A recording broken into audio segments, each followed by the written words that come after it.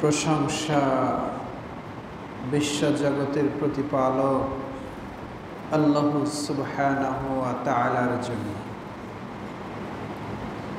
যিনি অতীব করুণাময় ও দয়ালু।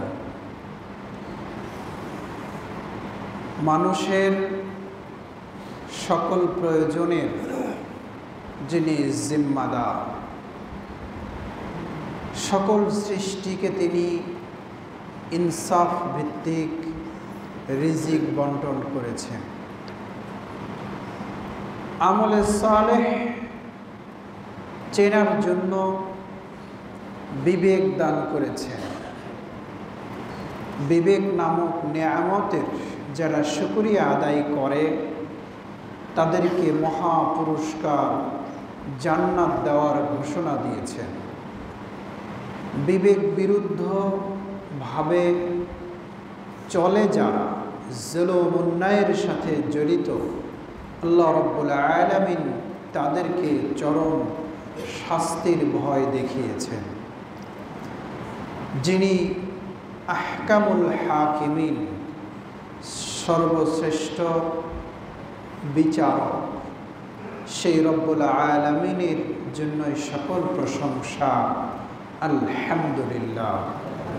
দরুদ ও সালাম প্রিয় নবী মুহাম্মদুর রাসূলুল্লাহ সাল্লাল্লাহু আলাইহি ওয়াসাল্লাম। সম্মানিত সুধী, উপস্থিত মুসল্লিবৃন্দ, আজকে আমরা আলোচনা করব সমাজে প্রায় শেষ হয়ে যাওয়া, নিভু নিভু অবস্থায় চলছে একটি সৎ আমল, তা হল ঋণ প্রদান। এই ঋণ প্রদান, এই আমলটি অতীব গুরুত্বপূর্ণ একটি আমল, কিন্তু সমাজে এটা নিভে যায়নি, এতটুকু চালু আছে, নিভে যায়নি। কিন্তু মুসলিম হিসেবে ঋণ প্রদান করা এটা এমন একটি ইবাদত, যে ইবাদতের মর্যাদা, গুরুত্ব সম্পর্কে আমরা কম বেশি জানি, কিন্তু সমাজ থেকে উঠে গেছে। কিন্তু মানুষের প্রয়োজন তো থেমে নেই। সে জায়গায় সুদের ঋণ চালু হয়েছে, আর এটা এমনভাবে চালু হয়েছে যে ডানে বামে উত্তরে দক্ষিণে যেদিকে তাকায় খুঁজে পাওয়া যায় না। আমি একথা বলবো না, খুঁজে পাওয়া যায়, তবে এটার সঙ্গে জড়িয়ে গেছে সংখ্যা এত বেশি, যা মুসলিম হিসেবে এটা আল্লাহর কাছে মানুষ যে বলবে যে আমি একজন মুসলিম, তোমাকে রিজিক দাতা বলে মেনেছি, বলেছি যে লা ইলাহা ইল্লাল্লাহ, আর বলেছি যে আলহামদুলিল্লাহ রাব্বিল আলামিন। আমরা রব হিসাবে আল্লাহকে স্বীকার করেছি, মেনেছি, প্রভু হিসাবে মেনেছি, এটা মৌখিক। কিন্তু আমাদের দৈনন্দিন জীবনে এটার প্রতিফলন খুব দুর্বল অবস্থায় রয়েছে, খুবই দুর্বল অবস্থায় রয়েছে। আমরা জানি না যে আমাদের এই কথার দ্বারা পরিবর্তন হবে, এরকমটা ভরসা পাই না। তবে আমরা আবার আগ্রহী হই।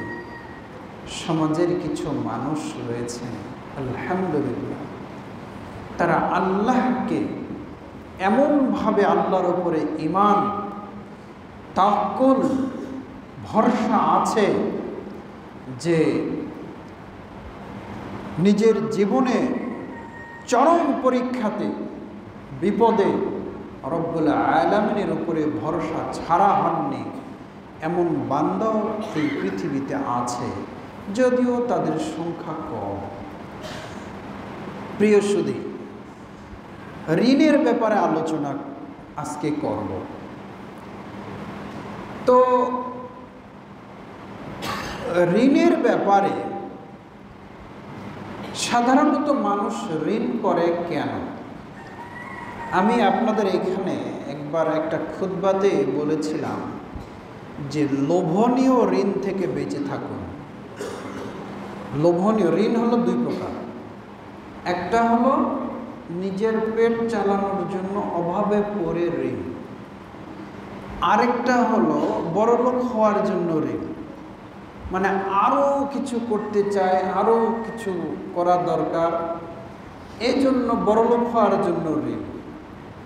তা এটা আমাদের আলোচ্য বিষয় না। এখান থেকে তো বেঁচে থাকতেই হবে, এ ব্যাপারে আলোচনা হয়েছে। আমি আজকে আলোচনা করব অভাবে পড়ে যে ঋণ মানুষ করে, এই বিষয়ে আলোচনা করব ইনশাআল্লাহ। আবু কাতাদা রাদিয়াল্লাহু তাআলা আনহু থেকে বর্ণিত, তিনি বলেছেন যে আমার কাছ থেকে একজন ব্যক্তি কিছু টাকা ঋণ নেয়। তো দেখি ওই লোকটা পালিয়ে বেড়ায়, মানে আমার সামনে পড়ে না, মানে আমার সামনেও ওকে দেখা যায় না। তো আবু কাতাদা রাদিয়াল্লাহু আনহু বলেন যে আমি ওকে খোঁজ করি, তো একদিন দেখা হয়। তখন সে আমাকে বলে যে আবু কাতাদা, আমি বড় অভাবে আছি, আমি বড় বিপদে আছি, আমি আপনার ঋণটা পরিশোধ করতে পারছি না। লজ্জায়, মানে একটা মানুষের তো লজ্জাও তো আছে না। তো আবু কাতাদা বললেন তখন, আল্লাহর কসম ওয়াল্লাহি। তখন ওই সাহাবী বলছেন, আল্লাহর কসম ওয়াল্লাহি, আল্লাহর কসম করে বলছি আমি এমন অভাবে পড়েছি যে আমি ঋণ পরিশোধ করতে পারছি না। তখন আবু কাতাদা রাদিয়াল্লাহু আনহু একটা হাদিস বলেন, আচ্ছা ঠিক আছে, আমি তোমাকে সময় দিলাম। কারণ রাসূলুল্লাহ সাল্লাল্লাহু আলাইহি ওয়াসাল্লাম বলেছেন, যে ব্যক্তি এটা জেনে খুশি হয় যে কোনো ঋণগ্রস্ত ব্যক্তিকে, কোনো বিপদগ্রস্ত ব্যক্তিকে তার বিপদ থেকে উদ্ধার করে, অথবা ঋণগ্রস্ত ব্যক্তিকে মাফ করে দেয়, অথবা ঋণগ্রস্ত ব্যক্তিকে সুযোগ দেয়। তিনটা কথা। কোনো বিপদগ্রস্ত ব্যক্তিকে বিপদ থেকে উদ্ধার করে, ঋণগ্রস্ত ব্যক্তিকে মাফ করে দিচ্ছে, পেটের দায়ে আচ্ছা মাফ করে দিচ্ছে, অথবা তাকে সময় দিয়েছে, সুযোগ দিয়েছে। রাসূলুল্লাহ সাল্লাল্লাহু আলাইহি ওয়াসাল্লাম বলেছেন যে কিয়ামতের দিন আল্লাহ রাব্বুল আলামিন এই বান্দাকে কিয়ামতের দিনের যে বিপদ, কিয়ামতের দিনের যে মুসিবত, এই বিপদটা তো আর বেশি কঠিন, তাই না? দুনিয়াতে এই কিছু টাকার বিপদ আর কত, কিন্তু কিয়ামতের দিন যে একটা নেকির যে অভাবে যে কি বিপদ, মানে একটা পরিবেশ তৈরি হবে, হৃদয় বিদারক দৃশ্য। সবার কাছে যে কারো কাছ থেকে তো একটা ঋণ একটা নেকি পাওয়া যাবে না। সেই কঠিন ময়দানে রব্বুল আলামিন এই বান্দা ওই কিয়ামতের দিনের বিপদকে আল্লাহ রব্বুল আলামিন উদ্ধার করে দেবেন। ঠিক আছে, যাও, তোমাকে আমি সুযোগ করে দিলাম। এক বদরি সাহাবী তিনি বলেন যে রাসূলুল্লাহ সাল্লাল্লাহু আলাইহি ওয়াসাল্লাম বলেছেন, এক ব্যক্তি মারা গেল, তো তার কোনো ভালো আমল নাই। ফেরেশতারা তাকে জিজ্ঞাসা করে যে তুমি কোনো আমল করেছ, ভালো আমল? তখন বললেন, না, আমার কোনো ভালো আমল নেই, তবে আমি লোকজনের সঙ্গে মিশতাম। দুনিয়াতে বেঁচে থাকা অবস্থায় আমার সম্পদ ছিল, আমি মানুষকে বিপদে ঋণ দিতাম এবং আমার সন্তানদেরকে বা আমার চাকরদেরকে, কর্মচারীদেরকে আমি বলতাম যে ঋণ দিয়েছি, উঠিয়ে নিয়ে এসো। তো যদি দেখো যে খুব সে বিপদগ্রস্ত, তো তাকে মাফ করে দিই। তা আমি মাফ করে দেওয়ার ব্যবস্থা করেছি। তো এই একটা কাজ করেছি। রাসূলুল্লাহ সাল্লাল্লাহু আলাইহি ওয়াসাল্লাম তখন রাসূলুল্লাহ সাল্লাল্লাহু আলাইহি ওয়াসাল্লাম বলেন, তখন আল্লাহ বলেন যে এই বান্দা দুনিয়াতে আমার আরেক বিপদগ্রস্ত বান্দাকে ক্ষমা করে দিয়েছে, আর আমি রহমানুর রাহিম, আমি আল্লাহ। আরে ক্ষমা করাটা তো এটা আমার বৈশিষ্ট্য, এটা আমার হক যে আমি বান্দাকে ক্ষমা করে দেব। তো আমার এই পাপী বান্দা মানুষের ঋণকে ক্ষমা করে দিয়েছে, আমি আল্লাহ তার জীবনের সকল গুনাহ ক্ষমা করে দিলাম। আচ্ছা বলেন, যখন এই হাদিসগুলো ইমানদাররা জানবেন যে ঋণ দিয়ে একটু সময় যদি দিতে হয়, এর জন্য আল্লাহ রাব্বুল আলামিন কিয়ামতের দিন তাকে বিপদ থেকে উদ্ধার করবে, তাহলে মুমিন হিসাবে আমরা মানুষকে, আরেক মুমিনকে ঋণ দিতে আগ্রহী হব না? এত ফজিলত! শুধু কি তাই? আপনারা জেনে অবাক হবেন যে আল্লাহ রাসূল সাল্লাল্লাহু আলাইহি ওয়াসাল্লাম আরেকটি কথা, যে কোনো ব্যক্তি অভাবের কারণে যদি ঋণ পরিশোধ করতে না পারে,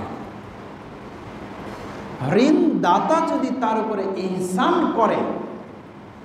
করে বলে, ঠিক আছে তোমাকে আমি সময় দিলাম, এই তারিখে তো ঋণ দেওয়া পরিশোধের কথা ছিল, ঠিক আছে আমি তোমাকে সময় দিলাম।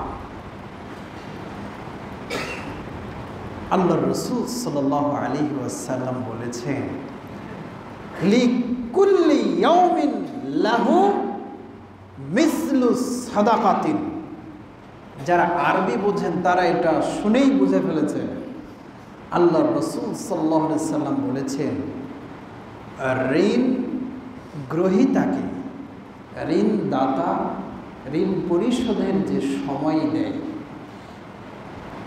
প্রত্যেকটা দিনের বিনিময়ে যত দিন তাকে সময় বর্ধিত করে দিয়েছে, প্রত্যেক দিন মিসল সাদাকাতিহি, প্রত্যেক দিন যে পরিমাণ সম্পদ তাকে ঋণ দিয়েছিল, আর প্রত্যেক দিন তাকে একটু সময় বাড়িয়ে দিয়েছে, প্রতিটি দিনের বিনিময়ে ওই পরিমাণ সম্পদ যা সে ঋণ দিয়েছে, ওই পরিমাণ সম্পদ প্রতিদিন দান করার সমান নাকি আল্লাহ রাব্বুল আলামিনের ঋণ দাতারা আমলনামায় লিখে দেয়।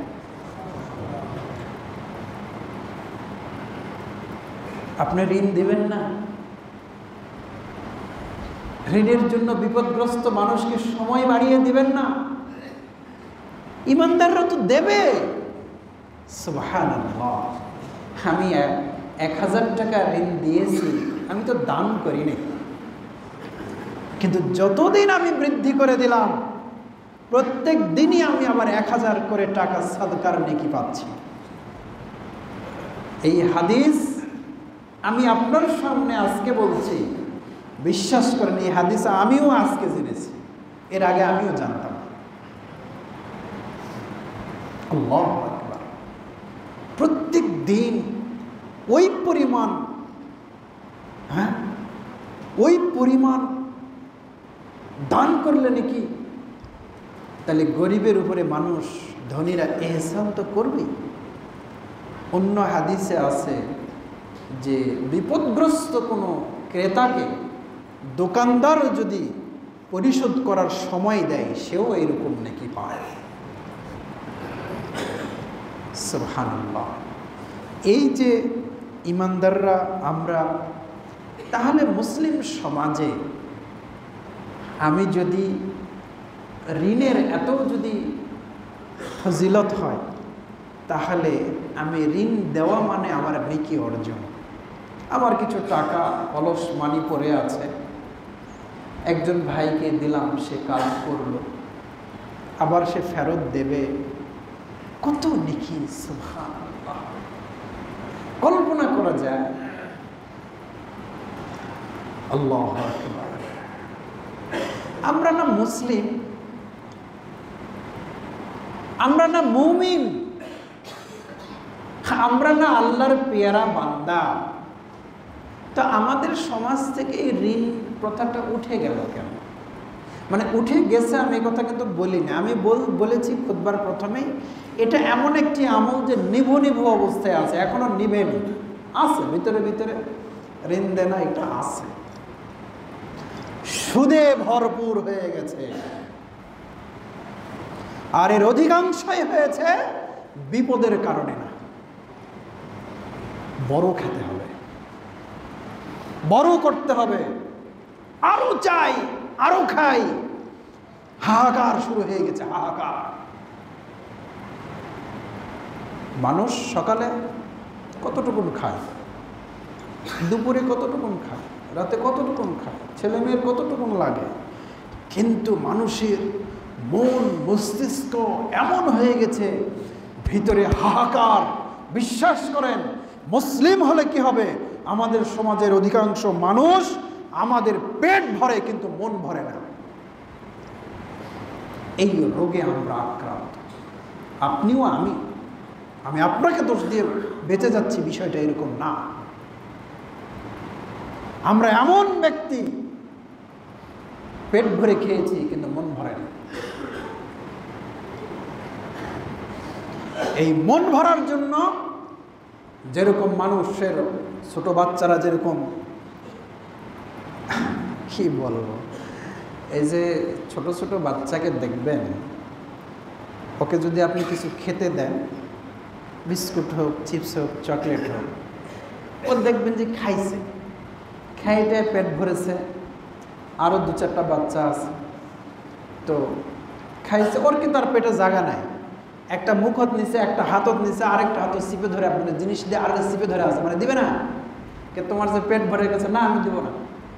ও কিন্তু খেতে পারবে, ওর কিন্তু পেট ভরে গেছে, কিন্তু ও কিন্তু ওটা ছাড়বে না। এই ছোট বাচ্চা যেরকম বোঝে না, এই আমাদের সমাজে এই 50 বছর 60 বছর বয়স হওয়ার পরেও কিছু মানুষ এই বিবেকের কাছে এরা ছোট বাচ্চা হয়ে আছে, এদের মন ভরে না, এখন এদের ভরবেও না কোনোদিন। হাত্তা যুরতুমুল মাকাবির, আলহাকুমুত তাকাসুর হাত্তা যুরতুমুল মাকাবির। আরো বেশি খাবো, আরো বেশি চাবো, আরো বেশি নেব, বাই হুক অর ক্রুক, আর সেটা বৈধ হোক অবৈধ হোক, সুদের টাকা নিয়ে হোক, ঘুষের টাকা নিয়ে হোক, আমাকে সম্পদ জমা করতে হবে, আমার আরো খাই, আমার আরো চাই, আমার কিছু দরকার। এই যে এই হাউকাই দিয়ে এমন একটা হাউকাউ শুরু হয়ে গেছে, এটা কি আসলেও কি মানুষের এটা ক্ষুধা? আপনি আমি জানি, আগে আমাদের মাটির বাড়ি ছিল, এখন মাটির বাড়ি গ্রামে কয়টা পাওয়া যায়? যেটা আছে ওটা খুব মজবুত করে করা, ওটা ভাঙলে আর মাটি দিয়ে কেউ করবে না। প্রত্যেকটা বাড়িতে আপনি আমি ছোটবেলায় স্কুলে গিয়েছিলাম, স্যান্ডেল ছিল? খালি পায়ে স্কুলে যাইনি? আমি তো খালি পায়ে স্কুলে গেছি। শার্ট আছে তো শার্টের বোতাম নাই। আমাদের বাচ্চাদের এখন কত পোশাক, আমাদের মিসেসদের এখন কত ড্রেস, আমাদের কত জামা কাপড়, প্রত্যেক দিন চা খরচ আমাদের কত হয়।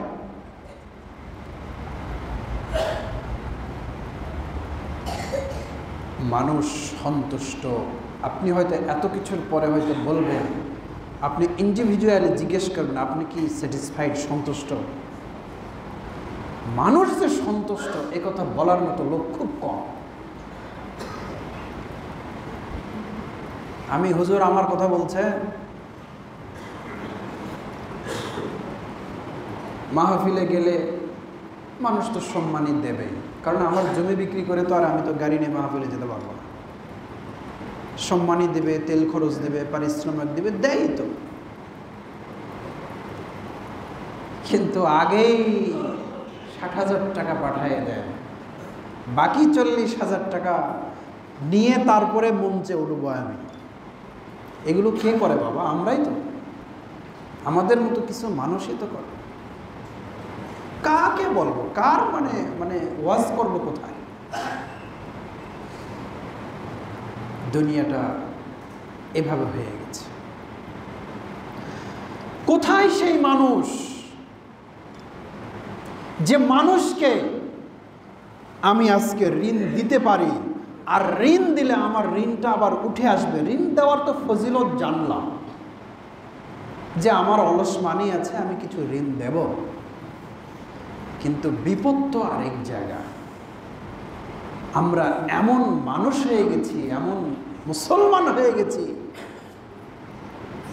ঋণ দিলে মনে করতে হবে এটা আমি একবারে দিলাম, পাবো খুঁজে, খুঁজে পাওয়া যাবে। ঋণ পরিশোধ টাকা দিয়ে আপনার টাকা ঠিকঠাক মতো উঠেছে, এরকম লোক কয়জন আছেন আপনারা?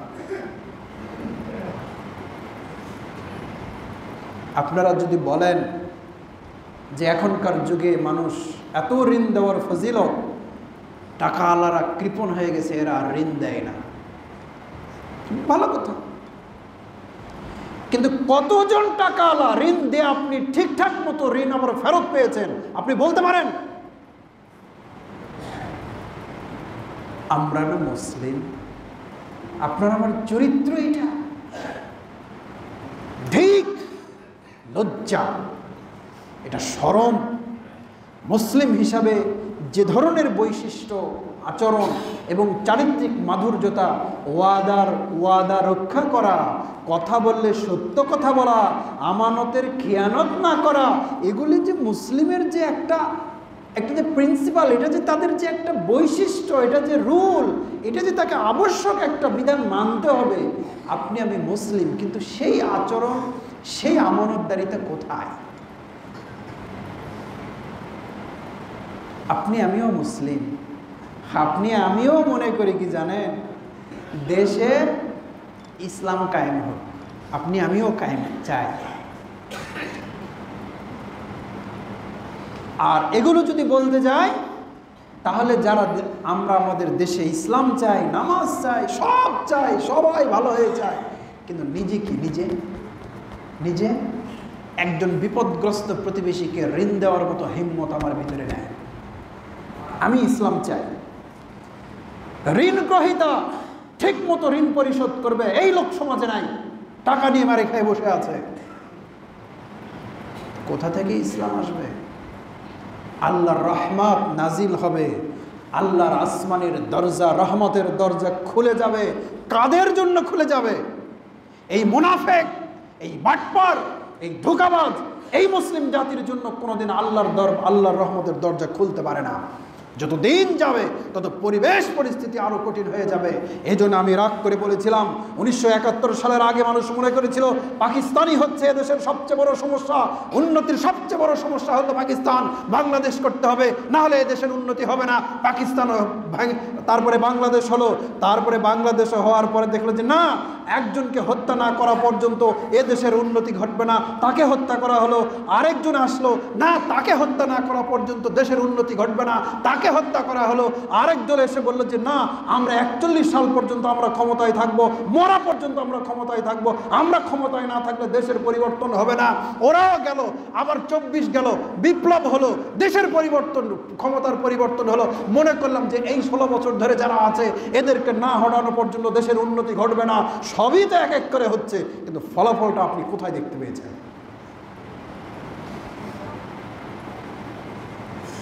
ফলাফল কোথায় আপনি পেয়েছেন? কি পরিবর্তন হয়েছে? এ হলো লজ্জার কথা। এ হলো আপনি আমি মুসলিম। লজ্জা করে না? আপনি আমিও মুসলিম।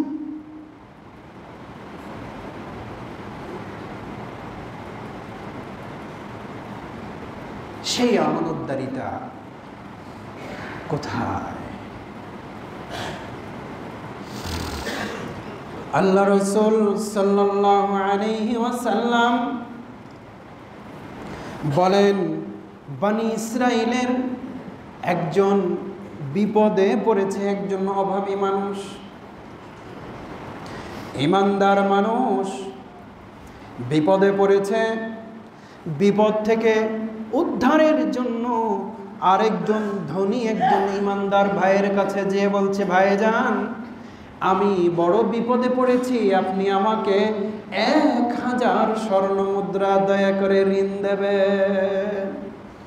1 টাকা 2 টাকা না, 1000 স্বর্ণ মুদ্রা। আর এক একটা করে স্বর্ণ মুদ্রা মানে এখন বুঝছেন কি? আমাদের সমাজে ওই এক একটা স্বর্ণ মুদ্রা এখন 1 কোটি টাকা। স্বর্ণ মুদ্রা মানে এত বড় বড় সোনা পিটায় চ্যাপটা করে, ওগুলো হলো স্বর্ণ মুদ্রা।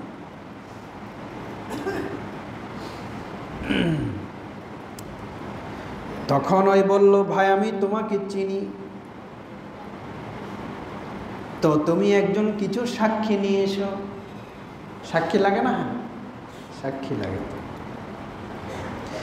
তখন ঋণ গ্রহীতা বলছে, ওয়াকাফা বিল্লাহি শাহীদা,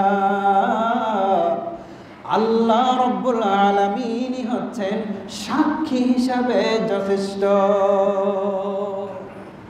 কাকে দেখাইলেন? আল্লাহকে দেখাইলেন। ঋণদাতা বললেন, হ্যাঁ কথা তো তাই, তাহলে তুমি একটা কাফিল নিয়ে এসো।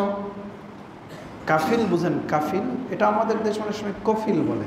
কাফিল মানে হলো জিম্মাদার, ওই গ্রান্টার যেটাকে বলা হয়, যে কোনো কিছু হয়ে গেলে সে জিম্মা নেবে পরিশোধে। এইরকম একটা তোমার পরিচিত কাউকে নিয়ে এসো। তখন উত্তরে বললেন, ওয়াকাফা বিল্লাহি কাফিলা, জিম্মাদার হিসাবে আমার আল্লাহই যথেষ্ট। হ্যাঁ তাই, হিম্মত, আল্লাহর উপর যে ভরসা, আল্লাহর উপর যে বিশ্বাস, ঋণ দিয়ে দিলেন। ঠিক আছে, আল্লাহর নামে তুমি বলেছ, সাক্ষীকে আল্লাহ, জামিনদারকে আল্লাহ, ঠিক আছে। ওই লোক 1000 স্বর্ণ মুদ্রা ঋণ গ্রহণ করে তার প্রয়োজন সারার জন্য সে সমুদ্র পথে চলে যায়। সে তার কাজকর্ম সারে, সেরে সাক্ষী মেনেছে তো আল্লাহকে, যে অমুক তারিখে আমি টাকাটা তোমাকে 1000 স্বর্ণ মুদ্রা আমি তোমাকে ফেরত দেব। তো সেই সময় এসেছে, দিতে হবে না? উনি যেখানে দূরে চলে গেছেন সেখানে উনি সম্পদ নিয়ে 1000 স্বর্ণ মুদ্রা নিয়ে উনি সমুদ্র বন্দরে এসে উপস্থিত। তো আমাদের এখনকার যুগের মতো তো আর যানবাহন না। এই ঘটনাটা হলো নবী বলছেন, আবার এই ঘটনাটা ঘটেছে হলো বানি ইসরাইল যুগে, ওই মুসা ঈসা, ওই সেই অনেক পুরাতন যুগের নবীর ঘটনা।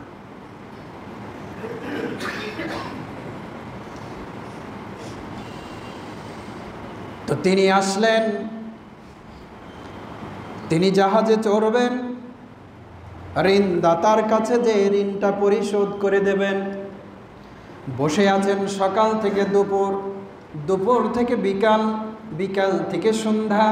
কোনো জাহাজ আর ওই দিকে যাওয়ার মতো জাহাজ নাই, অন্যদিকে সব জাহাজ যায়। লোকটা তখন আল্লাহকে এমনভাবে বিশ্বাস করে, আল্লাহকে রব হিসাবে আপনি আমিও মানি, আল্লাহকে রব হিসাবে এই ঋণ গ্রহীতাও মানে। দেখেন তো পার্থক্যটা কেমন।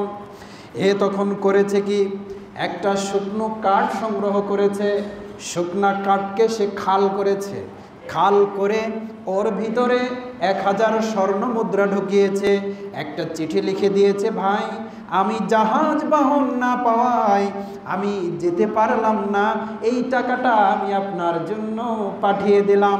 চিঠি লিখেছে, ওই জিনিসটা ওই কাঠের ভিতরে আটকে দিয়েছে, মুখ বন্ধ করে দিয়েছে। কাঠটা নিয়ে এবারে সাগরের সামনে দাঁড়িয়ে আছে, বলছে আল্লাহুম্মা, আল্লাহ গো তুমি দয়াময়, তুমি আমার প্রতিপালক। আমি এই লোকের কাছে ঋণ যখন চেয়েছিলাম, সে সাক্ষী চেয়েছিল, আমি বলেছিলাম ওয়াকাফা বিল্লাহি শাহিদা, আল্লাহ গো তুমি হচ্ছে আমার পক্ষ থেকে সাক্ষী হিসেবে যথেষ্ট। এই লোকটা আমার কাছে একজন কাফিল চেয়েছিল, একজন জিম্মাদার চেয়েছিল, আমি তোমার নামে বলেছিলাম ওয়াকাফা বিল্লাহি কাফিলা, আমার আল্লাহ হচ্ছে আমার জন্য জিম্মাদার হিসাবে যথেষ্ট। আল্লাহ গো আমি তোমার নামে যখন সাক্ষী মানি, তোমার নামে যখন কাফিল মানি, ওই লোকটা আর দ্বিতীয় কোনো সাক্ষীর কথা বলেনি, দ্বিতীয় কোনো জিম্মাদারের কথা বলেনি, তোমার নামে বিশ্বাস করে আমাকে সে টাকা দিয়েছে। আমি আজকে তাকে টাকা পরিশোধের জন্য আমি যাব, কোনো বাহন পাই না, আমি এই কাঠটাকে খোদাই করলাম, ফুটো করলাম, এর ভিতরে টাকা দিলাম, তোমার নামে ছেড়ে দিলাম, তুমি এটা তার কাছে পৌঁছিয়ে দিও।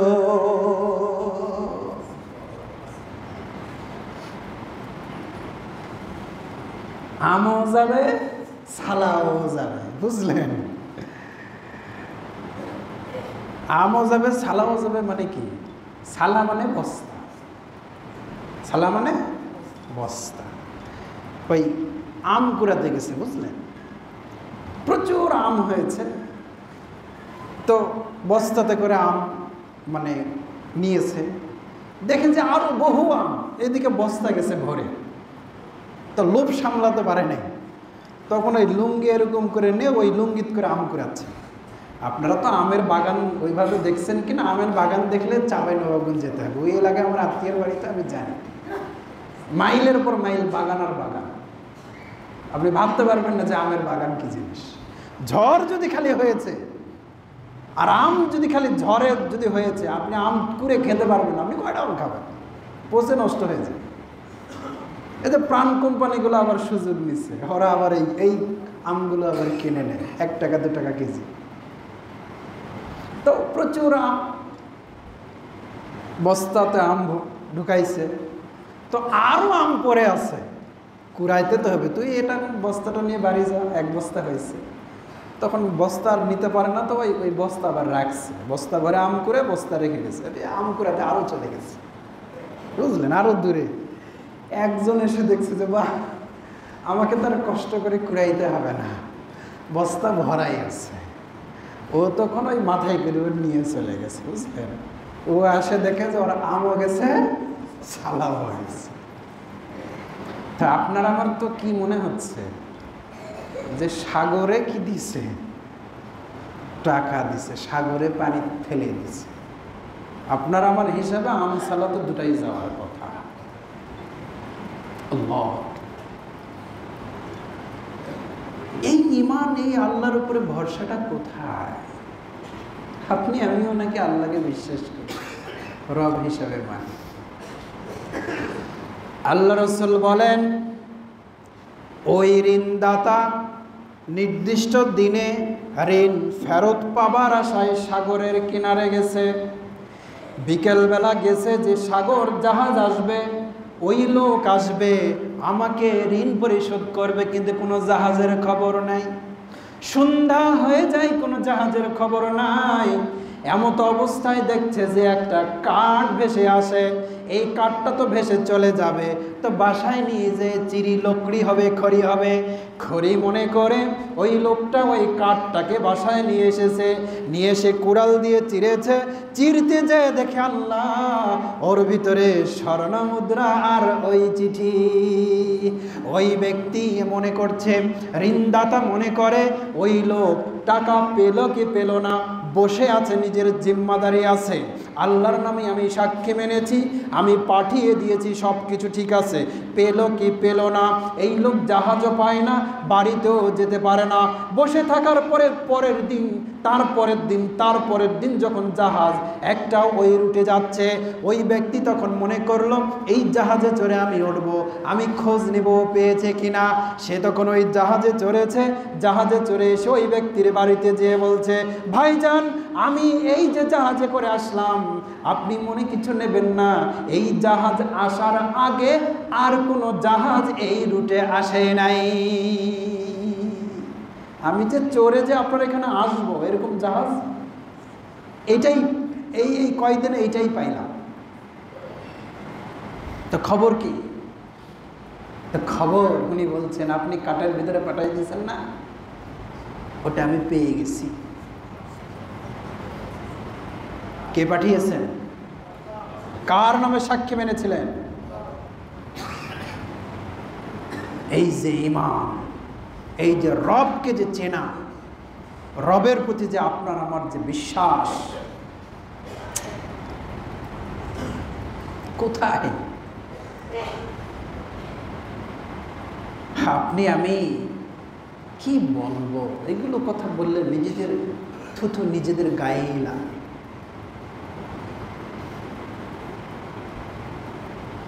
মানুষ আল্লাহকে রব হিসাবে বিশ্বাস করে একটা জায়গায় দাঁড়িয়ে যেতে পারে না। দাঁড়ানো বলতে আমি কি বুঝাচ্ছি? আমি অফিসে চাকরি করে আমি ঘুষ খাবো না, একদিন খাইছি আর খাবো না, আল্লাহ তুমি বরকত দাও, খাবো না আমি, রিজিকের মালিক তো তুমি, তোমার তো রিজিকের তো অভাব নেই। আমি ব্যবসা করতে যাই, আমি 2 নম্বরে আর করবো না, আমার ব্যবসা যদি মিটে যায় তো মিটে যায়, আমি 2 নম্বরই করবো না, আল্লাহকে বলবো আল্লাহ তুমি বরকত দাও।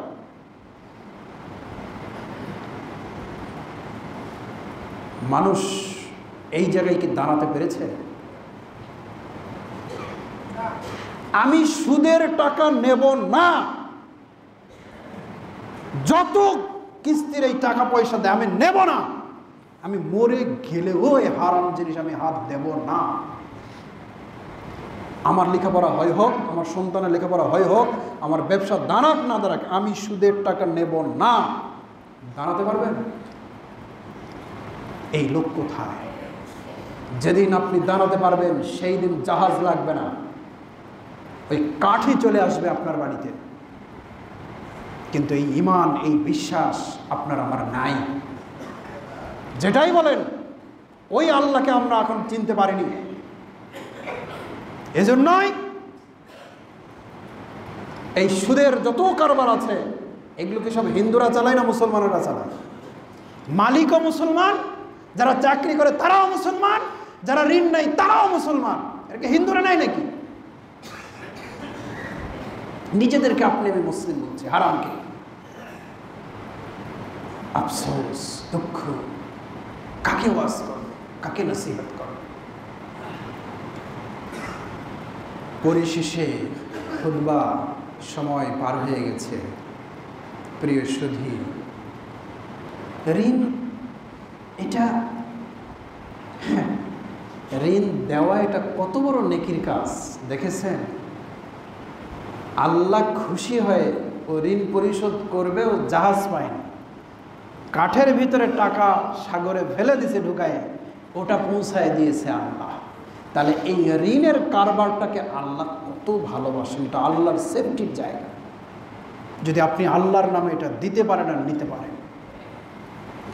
কিন্তু আপনি আমি মুসলিম হিসাবে এমন কুলাঙ্গার হয়েছি জানেন, আমিও দিতে পারি না, দিলে আবার আমি ফেরতও পাই না। কাকে দোষাবো রে ভাই? মুসলিম হিসাবে ন্যূনতম যে আমানতদারিতা, এইটা আপনার আমার ভিতরে নাই। আমি সেই মুসলিম খুঁজি, সেই ইমানদার খুঁজি, সেই আমানতদার খুঁজি। আসেন আল্লাহ রিজিক দাতা, তাকে রিজিক দাতা মেনে অন্যায় থেকে বিরত থাকি, ন্যায়ের পথে চলি, সুদ ঘুষ থেকে বিরত থাকি, বিপদগ্রস্ত মানুষকে ঋণ দেই, আর ঋণ গ্রহীতারাও যথাযথভাবে ঋণ পরিশোধ করুক। আমাদের সমাজে আবার এই আমলটা ফিরে আসুক। আল্লাহ সকলকে এটা বুঝে চলার তৌফিক দান করুন। আল্লাহ।